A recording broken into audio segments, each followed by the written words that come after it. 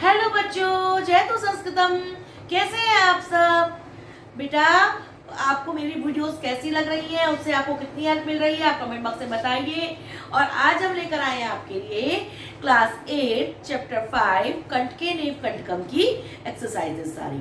First video part में इसके हमने आपको फुल चैप्टर की एक्सप्लेनेशन अपलोड की थी, और अब सेकंड पार्ट में इसकी सारी एक्सरसाइज करेंगे, चाहे वो बुक की एक्सरसाइज हो चाहे वो नोटबुक में करने वाली एक्सरसाइज हो, हम सारी एक्सरसाइज में करेंगे। लेकिन सबसे पहले आप वीडियो को लाइक शेयर सब्सक्राइब कर दीजिए और वीडियो को पूरा देखिएगा, जिससे आपको सारी एक्सरसाइज समझ में आ जाए।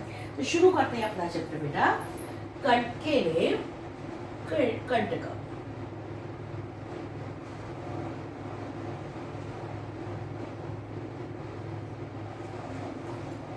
सबसे पहले एक्सरसाइज 1, एक पदेन, एक पद से उत्तरम उत्तर लिखत मीन्स लिखो means one word question answer. क्या आएगा इसमें बेटा? One word question answer. First question है हमारा, व्याधस्य नाम, शिकारी का नाम किम आसीत, क्या था? बताइए बेटा, क्या था शिकारी का नाम? चंचला। क्या नाम था शिकारी का? चंचला। पढ़ाया ना मैंने लेसन में, चंचला शिकारी का नाम था। सेकंड क्वेश्चन है बेटा हमारा, चंचला व्याघ्रम कुत्र दृष्ट्वा, चंचल ने व्याघ्र को, शेर को कहाँ देखा? कहाँ देखा था बेटा? इसमें हम लिखेंगे वने, वन में, या फिर ब्रैकेट में लिख देंगे जाले। दोनों में से कोई भी एक आप लिख सकते हैं, वने, वन में, या फिर जाल में। अब देखिए नेक्स्ट क्वेश्चन है हमारा, कस्मई किमपि अकार्यम ना भवति, किसके लिए कुछ भी ना करने योग्य नहीं होता? कौन सा व्यक्ति ऐसा होता है जिसके लिए कोई भी कार्य ऐसा नहीं होता जो वो ना नहीं करना चाहिए उसे? तो ये क्या आएगा बेटा? शुद्धार्थ है। भूख प्यास से व्याकुल व्यक्ति के लिए कोई भी कार्य ऐसा नहीं होता जो उसे नहीं करना चाहिए। अब देखिए बेटा नेक्स्ट क्वेश्चन है, बद्री गुल्मा नाम प्रस्थे, बेर की झाड़ियों के पीछे का कौन मिलीना आसिफ, कौन छिपी हुई थी? बताइए लेसन में कौन छिपी हुई थी बेर की झाड़ियों के पीछे? लोमशिका, लोमड़ी। बेर की झाड़ियों के पीछे लोमड़ी छिपी हुई थी। इसके बाद नेक्स्ट क्वेश्चन है बेटा हमारा, सर्वः किम समीहते, सभी में क्या समाया हुआ होता है, क्या समाहित होता है? क्या आएगा? स्वार्थम। सभी में स्वार्थ समाया होता है, सभी लोग अपने अपने हित का काम करते हैं। अब अगला देखिए, निस्सहायो, असहाय होकर व्याधा, व्याध ने किम याचन, क्या मांगा? असहाय होकर व्याध ने क्या मांगा? क्या मांगा था? प्राण भिक्षा, प्राणों की भिक्षा, अपने प्राणों की भिक्षा मांगी। क्लियर बेटा सबको? फर्स्ट एक्सरसाइज सबको क्लियर है बेटा? अब बेटा एक्सरसाइज 2 करेंगे। पूर्ण वाक्य से उत्तर दीजिए means full sentence question answer. हमारा फर्स्ट क्वेश्चन है, चंचलेन, चंचल के द्वारा वने, वन में किम कृतम, क्या किया गया? क्या क्या था चंचल ने वन में बेटा? तो इसका आंसर हम लिखेंगे, चंचलेन, चंचल के द्वारा वने, वन में, जालम, जाल को, विस्तारितम, फैलाया गया। चंचल के द्वारा वन में जाल को फैलाया गया बेटा। नेक्स्ट क्वेश्चन है हमारा, व्याघ्रस्य पिपासा, शेर की प्यास, कथम, कैसे, शांता, शांत अभवत, कैसे शांत हुई, शेर की प्यास कैसे शांत हुई, कैसे शांत हुई थी बेटा, जल पीकर। तो व्याघ्रस्य पिपासा, शेर की प्यास, जलम पीत्वा, जल पीकर, शांता अभवत, शांत हुई। क्या पीकर शांत हुई बेटा, जल पीकर शांत हुई। नेक्स्ट क्वेश्चन है हमारा, जलम पीत्वा, जल पीकर व्याघ्रः, शेर ने किम अवदत, क्या बोला, शेर क्या बोला, जल पीकर शेर क्या बोला, बताइए क्या बोला था। तो जलम पीत्वा व्याघ्रः अवदत, जल पीकर शेर बोला। सांप्रतम बुभुक्षितो अस्मि, अब मैं भूखा हूँ। इदानीम, इस समय, अहम, मैं, त्वाम, तुम्हें, खादिष्यामि, क्या कहा था बेटा शेर ने कि अब मैं भूखा हूँ, अब मैं तुम्हें खाऊंगा। जब उसने जल लाकर उसकी प्यास बुझा दी थी तो शेर उसको खाने के लिए कहता है। तो यही हमने आंसर में लिख दिया। नेक्स्ट क्वेश्चन है बेटा हमारा, चंचलः मात्र स्वसः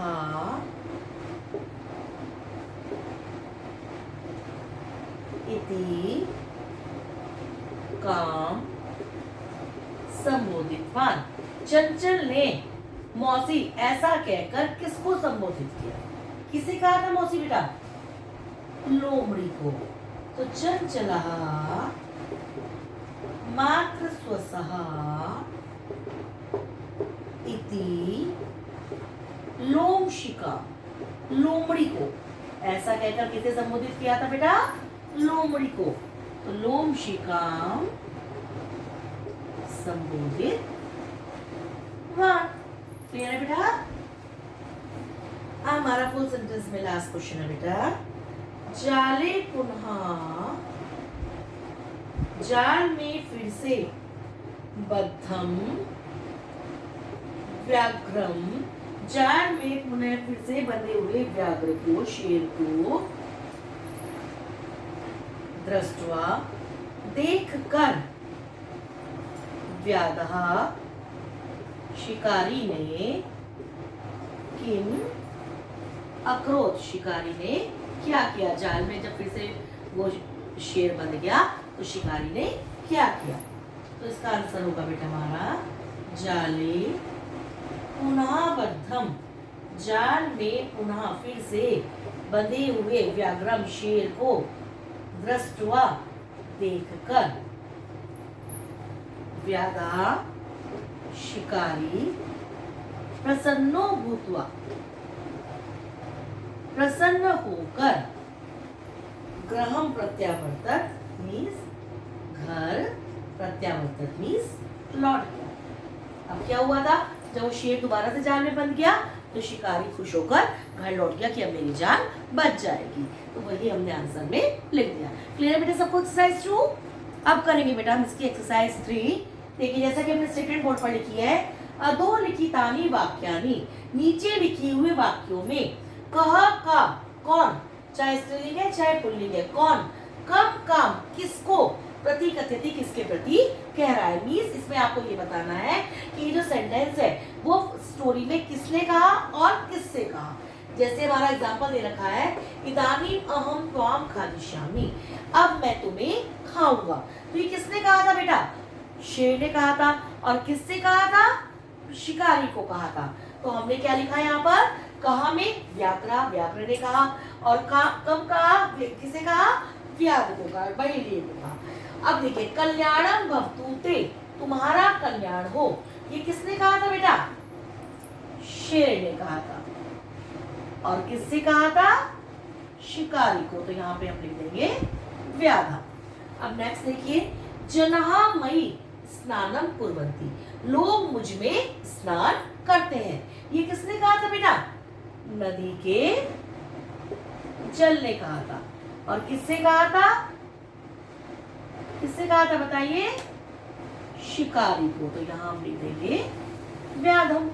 नेक्स्ट देखिए, अहम त्वत् कृते धर्मम आचरितवान, मैंने तुम्हारे लिए धर्म का आचरण किया। त्वया मिथ्या भणितम, तुमने झूठ बोला। ये किसने कहा था बेटा? शिकारी ने कहा था। तो यहाँ क्या लिखेंगे हम? व्याधः। और किससे कहा था शिकारी ने? शेर को। तो यहाँ लिख देंगे हम व्याघ्रम। नेक्स्ट देखिए, यत्र कुत्रापि छेदनम कुर्वन्ति, जहां कहीं भी काट देते हैं। ये किसने कहा था बेटा? पेड़ ने कहा था, वृक्ष ने कहा था। तो यहाँ हम लिख देंगे वृक्षः। और किससे कहा था? शिकारी को। तो यहाँ हम लिख देंगे व्याधम। अब नेक्स्ट देखिए, संप्रति पुनः पुनः कूर्दम कृत्वा दृश्य, अब बार बार कूद कर दिखाओ। किसने कहा था ये कहा था बेटा लोमड़ी ने, जब वो थे शेर को दोबारा जाल में फंसाना चाह रही थी। और किससे कहा था? शेर को। तो यहाँ हम लिखेंगे व्याघ्रम। तो इसमें हमें बताना क्या था कि किसने कहा है और किससे कहा है। तो हम बड़ी इजीली सेंटेंस का मीनिंग समझेंगे पहले, क्योंकि हमने लेसन समझ रखा है तो सेंटेंस का मीनिंग हमें इजीली समझ में आ जाएगा। उस मीनिंग को समझ के बस हमें लिखना ये है कि किसने कहा है और किसको कहा है। अब देखिए बेटा एक्सरसाइज नंबर 4, रेखांकितम, रेखांकित अंडरलाइन जो पद है, पद माधृत्य है, अंडरलाइन पद को आधार बनाकर, जो अंडरलाइन शब्द है उसको आधार बनाकर प्रश्न निर्माण कुरुत, प्रश्नों का निर्माण करो। हमें ये क्वेश्चन मेकिंग इसमें करनी है। अब देखिए फर्स्ट है हमारा व्याध है शिकारी, व्याघ्रम, शिकारी ने शेर को जालात, जाल से बही बाहर निकाल दिया। शिकारी ने शेर को जाल से बाहर निकाल दिया। अब यदि आपको जाल से हटाना हो तो हिंदी में आप इसका क्वेश्चन कैसे बनाएंगे बेटा? शिकारी ने शेर को किससे बाहर निकाल दिया। तो हम किससे के लिए क्या लगाएंगे? व्याधः, व्याघ्रम, कस्मात्। क्या लगाएंगे बेटा? कस्मात्। किससे? वही निस्सार्य, किससे बाहर निकाल दिया। और लास्ट में क्या लगाएंगे बेटा? क्वेश्चन वर्ड, क्योंकि ये क्वेश्चन मेकिंग है। सेकंड है हमारा चंचलः, चंचल ने वृक्षम, वृक्ष के उपगम्य पास जाकर आपृच्छत, पूछा। तो यदि हम वृक्षम, हमें वृक्ष को हटाना हो तो हम हिंदी में कैसे क्वेश्चन बनाएंगे? चंचल ने किसके पास जाकर पूछा। क्या लगाएंगे हम? चंचलः कम उपगम्य पृच्छत, और लास्ट में क्वेश्चन मार्क। समझ में आ रहा है ना बेटा सबको? नेक्स्ट देखिए, व्याघ्रः शेर, लोम शिकायी, लोमड़ी को। बेटा यहाँ पर व्याधा होगा, मिसप्रिंटिंग होगी बुक में, व्याधा होगा। ठीक, शिकारी ने लोमड़ी को निखिलाम संपूर्ण कथाम, कथा कहानी न्यावेद्यत बताई। वैसे यहाँ कुछ भी लगा सकते हैं, इससे कोई फर्क नहीं पड़ेगा हमारे इसमें, लेकिन फिर भी जो सही है स्टूडी के अकॉर्डिंग वो व्याधा आएगा। शिकारी ने लोमड़ी को सारी कहानी सुनाई। अब यदि मैं लोमड़ी को हटाना हो तो हम क्या बोलेंगे? शिकारी ने किसको सारी कहानी सुनाई। तो व्याधः कस्यै निखिलाम कथाम न्यावेद्यत, शिकारी ने किसको सारी कहानी बताई। और लास्ट में वही क्वेश्चन वर्ड। अब देख क्वेश्चन मार्क। अब देखिए, मानवः वृक्षाणाम, मनुष्य वृक्षों की छायायाम, छाया में विरवन्ति, रुकते हैं, विश्राम करते हैं। अब यदि हमें वृक्षाणाम हटाना हो, वृक्षों की हटाना हो तो कैसे बनाएंगे हिंदी में? मनुष्य किसकी छाया में रुकते हैं, विश्राम करते हैं? तो मानवः केषां छायायां विरमन्ति। मानवः केषां छायायां विरमन्ति। और लास्ट में क्वेश्चन मार्क। अब लास्ट देखिए इसका, व्याघ्रः नद्या जले व्याधस्य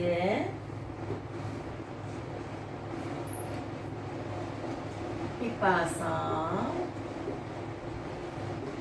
शम्यत। इसमें भी देखिए वैसे उल्टा लिखा हुआ है यहाँ पर कि व्याघ्र ने नदी के जल से महीलिए की प्यास बुझाई। हो सकता है मैं आपको कंफ्यूज करने लग गया हूँ बेटा, तो उसी के अकॉर्डिंग कर लेंगे। तो यदि हम इसको नदी के हटा दें तो किसके जल से प्यास बुझाई, ये आएगा ना। तो व्याघ्रः कस्याः जलेन व्याधस्य पिपासां शम्यत। लास्ट में क्वेश्चन मार्क। यहाँ बेटा व्याघ्र और व्याधा बहुत अच्छे से देख लीजिएगा आपकी बुक में क्या लिखा हुआ है, क्योंकि हो सकता है जो बुक मेरे पास हो उसमें बाय चांस मिस प्रिंटिंग हो गई हो, क्योंकि स्टोरी के अकॉर्डिंग यहाँ पर व्याधा आना चाहिए और यहाँ पर व्याघ्र से आना चाहिए। जैसे हमने पीछे ऊपर वाले सेंटेंस में सही किया था, तो आप एक बार अपनी बुक में देखकर तब कीजिएगा। लेकिन अकॉर्डिंग टू रूल कोई भी फर्क नहीं पड़ेगा, चाहे व्याधा पहले हो चाहे व्याघ्र पहले हो, स्टोरी के अकॉर्डिंग फर्क पड़ेगा, लेकिन हमारे क्वेश्चन वर्ड में कोई भी फर्क नहीं पड़ेगा बेटा। तो हम क्वेश्चन मेकिंग इस तरह से कर सकते हैं। अब देखिए बेटा एक्सरसाइज नंबर 5, जिसमें भी करना क्या है, मंजूषातः पदानि चित्वा। मंजूषा से जो नीचे टेबल सी बनी हुई है उसमें से शब्दों को चुनकर कथाम पूर्यत, इस कहानी को हमें पूरा करना है जो नीचे स्टोरी दे रखी है। पहले हम शब्दों का मीनिंग समझ लेते हैं।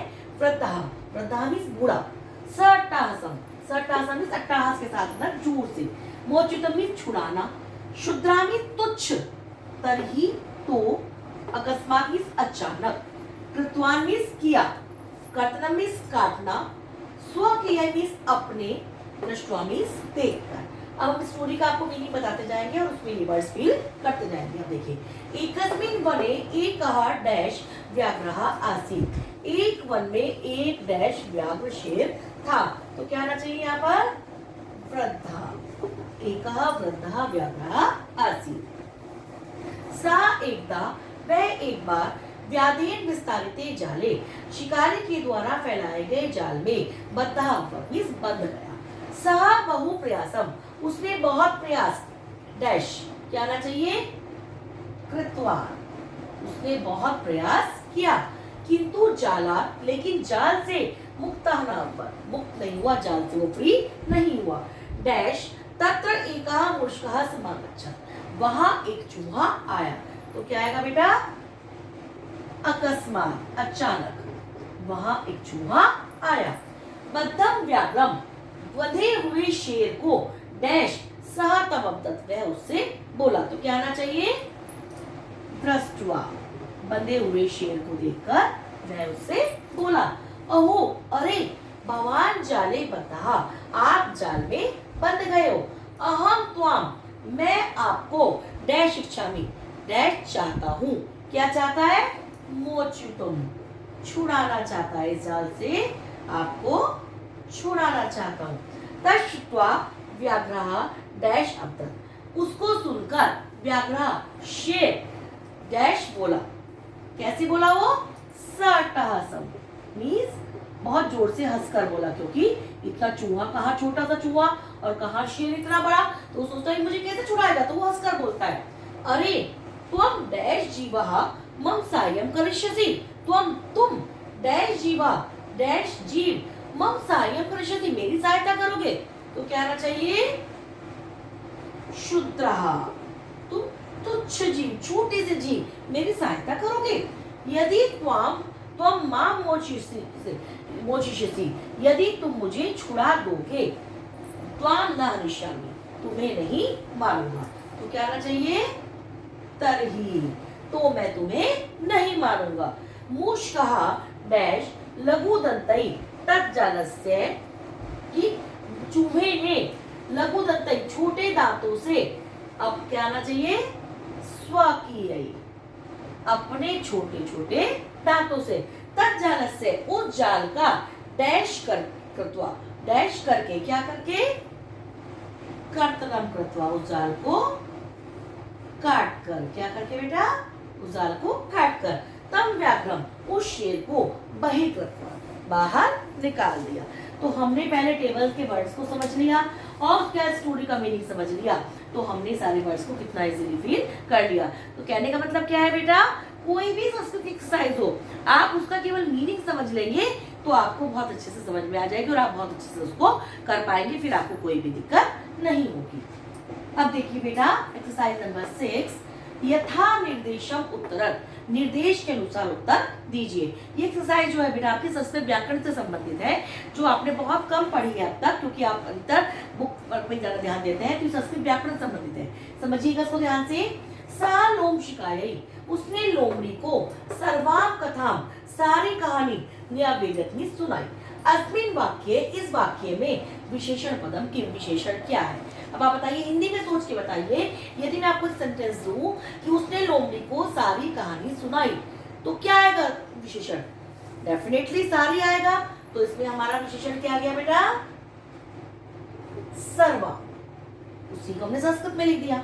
अब देखिए, अहम त्वत्कृते, मैंने तुम्हारे लिए धर्मम आचरितवान, धर्म का आचरण किया। अत्र यहाँ अहम इति सर्वनाम पदम, यह सर्वनाम पद जो है अहम, कस्मै प्रयुक्तम, किसके लिए प्रयोग किया गया है, बताइए बेटा किसके लिए प्रयोग किया गया है, बताइए अहम किसके लिए है, जल्दी से बताइए, चंचल के लिए, उस बहेलिये के लिए है अहम। तो हम क्या लिखेंगे, चंचला है, चंचल के लिए अहम पर प्रयोग किया गया है। अब नेक्स्ट देखिए, सर्वा स्वार्थम सन्मीयते, सभी को स्वार्थ में ही समाहित है। अस्मिन वाक्य, इस वाक्य में कर्तृपदम की, कर्ता पद क्या है। अब हिंदी में हम अगर बताएं तो क्या हुआ कर्ता पद, जल्दी से बताइए, सर्वः, बिल्कुल हिंदी के अकॉर्डिंग बस ये संस्कृत में लिखना है और वो हिंदी में लिखा जाता है। अब देखिए, सा सहसा, उसने अचानक, वह अचानक, चंचलम उपसत्य, चंचल के पास जाकर, कथयति, कहती है। वाक्य, वाक्य से एकम अव्यय पदम, एक अव्यय पद को चित्वा, चुनकर, लिखो, एक अव्यय पद इस वाक्य में से हमें चुनना है। तो क्या है अव्यय पद इसमें, सहसा, मैंने पहले भी बताया था बेटा, अव्यय पद वो होते हैं जो किसी भी लकार, किसी भी पुरुष, किसी भी वचन के साथ परिवर्तित नहीं होते हैं। अब नेक्स्ट वाला बहुत ध्यान से देखिएगा, का वार्ता, क्या बात है, माम अपि विज्ञाप्य, मुझे भी बताओ। अस्मिन वाक्य, इस वाक्य में क्रियापदम किम, पहला क्वेश्चन क्या है, क्रियापद क्या है, क्रिया क्या है, तो डेफिनेटली इसमें क्रिया क्या है बेटा, विज्ञाप्य। ये तो आपने इजीली कर दिया कि इसमें विज्ञाप्य क्रिया है, लेकिन जो आगे का क्वेश्चन है इसके, क्रियापदस्य पद परिचय अपि लिखत, क्रिया के पद का पद परिचय, पद परिचय का मतलब होता है कि कौन सी क्रिया है, ठीक, और इसमें कौन सा लकार है, कौन सा वचन है, ये सब हमें इसमें लिखना है। तो विज्ञाप्य, इसमें देखिए क्या है, सबसे पहले उपसर्ग कौन सा जुड़ा हुआ है इसमें बेटा, वी, वी उपसर्ग इसमें जुड़ा हुआ है। इसकी धातु क्या है हमारी, ज्ञा, ज्ञा धातु है, ठीक, और इसमें हमारा जो लकार है वो कौन सा है, लोट लकार, लोट लकार है बेटा, ठीक। पुरुष कौन सा है, मध्यम पुरुष है, और जो हमारा इसमें और क्या जाएगा, वचन कौन सा है बेटा, जल्दी बताइए, एक वचनम। और यदि आप चाहें तो इसे आप क्या लिख सकते हैं, इसमें हमारा एक प्रत्यय भी जुड़ा हुआ है बेटा, और प्रत्यय कौन सा जुड़ा हुआ है बेटा, रिच प्रत्यय, ठीक है बेटा। तो इस तरह से हमारा ये इसका पद परिचय हो गया कि कौन सा लकार है, कौन सा पुरुष है, कौन सा वचन है, कौन सी धातु है, ये सब हमें पद परिचय में लिखना होता है बेटा। तो सबको क्लियर है बेटा ये एक्सरसाइज, इस एक्सरसाइज को बहुत ध्यान से समझिएगा, क्योंकि संस्कृत ग्रामर आप सीबीएसई बोर्ड के बच्चे बहुत कम करते हैं, कोई बुक भी संस्कृत ग्रामर के अलग से नहीं है। अब जो बल्कि की दीपकम आई है वो आपको शुरू से ग्रामर का परिचय दे रही है, लेकिन आपकी जो रुचिरा बुक थी उसमें ग्रामर का बहुत कम आपको बताया गया है। तो इस एक्सरसाइज को आप बहुत अच्छे से समझिएगा बेटा। अब देखिए बेटा एक्सरसाइज नंबर 7, इसका 2 पार्ट है। फर्स्ट पार्ट में है उदाहरणानुसार, अब उदाहरण के अनुसार रिक्त स्थानानि पूर्यत, रिक्त स्थानों को भरिए। और कैसे भरना है हमें, जैसे मैं मात्र की प्रथमा विभक्ति लिख रहे, मातृ की हम यहाँ पर प्रथमा विभक्ति लिख के दिखाइए, माता, मात्रौ, मात्रः। इसी प्रकार में स्वस्त्री की भी लिखनी है। तो जैसे माता, मात्रौ, मात्रः होगा, तो इसी प्रकार स्वस्त्री की स्वसा, स्वसारौ,